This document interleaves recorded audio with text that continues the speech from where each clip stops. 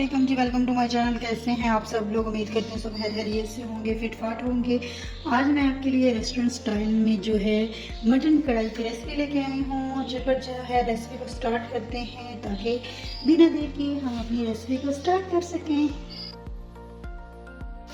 4 जो है दरमियानी साइज के मैंने प्याज ले लिए, उनको इस तरह काट लिया। अभी मैंने इसमें ऑयल नहीं डाला, जस्ट जो है आजकल प्याज जो है उनमें इतना पानी है कि वो सही तरह गलते नहीं है। तो ये भी आपके लिए एक टिप है कि अगर किसी के प्याज नहीं गलते और वो क्या कहते हैं सालन पक जाता है तो उसके ऊपर वो तैरते रहते हैं, तो आप कोई भी हड्डियाँ बनाए। वैसे भी मैं जो है ना गोश्त हमेशा इसी तरह बनाती हूँ कि मैं प्याज और लहसुन को मैं अच्छी तरह ब्राउन कर लेती हूँ, फिर उसके ऊपर गोश्त डालती हूँ।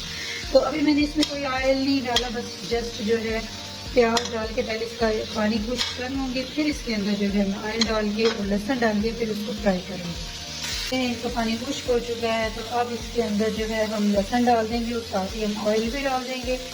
लहसुन आप हंसबे ज़रूर डाल सकते हैं। मैंने 2 बड़े जवे लिए, उसको छील लिया और लिए हैं।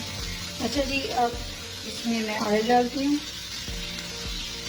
अच्छा, ऑयल इसमें बहुत ज़्यादा नहीं डालना, तकरीबन मैं 1 चमचा डाला है, क्योंकि इसके ऊपर से मैं थोड़ी सी क्रीम डालूँगी तो इससे इसका जायका जो है ना और मज़ेदार।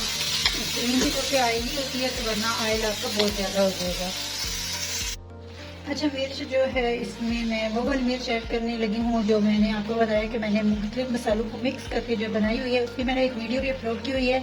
जिसने मेरी अभी ये वीडियो नहीं देख ली तो वो भी मैं जो है एंड से स्क्रीन पे भी डाल दूँगी और कार्ड में भी डाल दूँगी, तो आप जाके वो भी देख लें कि किस तरह ये मैंने मसाला तैयार किया है। ये मसाला मैंने कितने ज़्यादा मसाले जो है ऐड करके तैयार किया है। इससे हंडिया के टेस्ट और खुशबूयात बहुत ही मज़ेदार आती है। ये तकरीबन मैंने 1 चम्मच ऐड किया, क्योंकि इसमें इतनी ज़्यादा चीज़ें मिक्स हुई हुई हैं तो ये ज़्यादा ना ठीक ही नहीं है, तो इसलिए मैंने इन्हें 1 चम्मच ऐड किया। अब इसके अंदर हम पानी मिक्स करते हैं। अब इसके अंदर आपने पानी बस उतना ही ऐड करना है जिसमें आपका जो गोश्त है ना वो गल जाए। मैं इसमें तकरीबन 2 गिलास पानी ऐड करने लगी, अभी 1 डाला, 1 और डालूंगी। दूसरा गिलास भी पानी का मैंने ऐड करके, तो ये देख सकते हैं कि 2 गिलास पानी डाला है। इसे मैं 15 मिनट तक जो है ना गला लूँगी।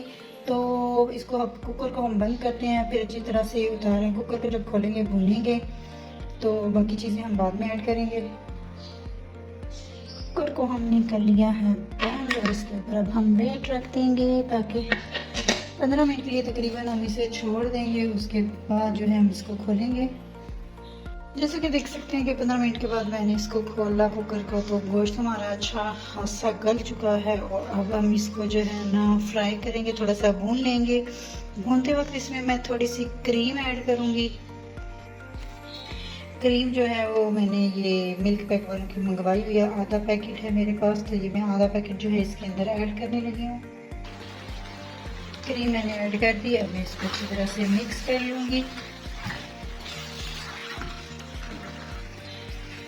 क्रीम को मैंने अच्छी तरह मिक्स कर लिया। अब इसको मैं जो है 5 मिनट के लिए भून लूँगी। फिर आप ज़रूरी है कि मेहमानों के लिए ऐसा खाना बनाएं।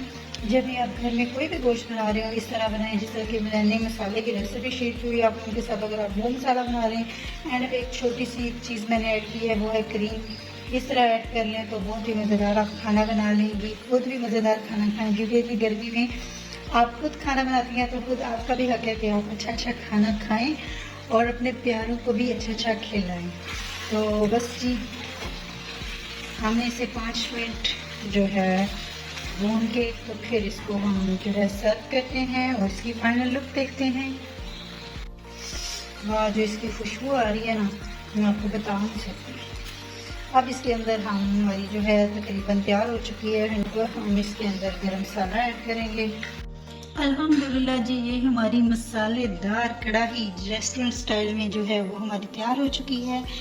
और बिल्कुल जो है ना अभी बहुत गर्म है, लेकिन बहुत सही अच्छी तरह गल भी चुकी है मलाई की तरह। तो इसका टेस्ट अल्हम्दुलिल्लाह अल्हम्दुलिल्लाह बहुत मज़े का है। आपने इसको ज़रूर ट्राई करना है और मुझे कमेंट में अपना फीडबैक ज़रूर देना है आपको मेरी ये रेसिपी कैसी लगी। अगर आपको मेरी ये रेसिपी अच्छी लगी तो आप इसको लाइक कर दीजिएगा, अपने फ्रेंड्स एंड फैमिली से शेयर कर दीजिएगा। दुआओं में याद रखिएगा, अपना बहुत सारा ख्याल रखिएगा। आपका लाइक और कमेंट ना सिर्फ हमारी ये लाइक और कमेंट होता है बल्कि हमारे लिए हमारा हौसला बढ़ाता है। हमारी खुशी की बात होती है कि आपने हमारी रेसिपी को पूरा देखा, ना सिर्फ देखा बल्कि इसको पसंद भी किया।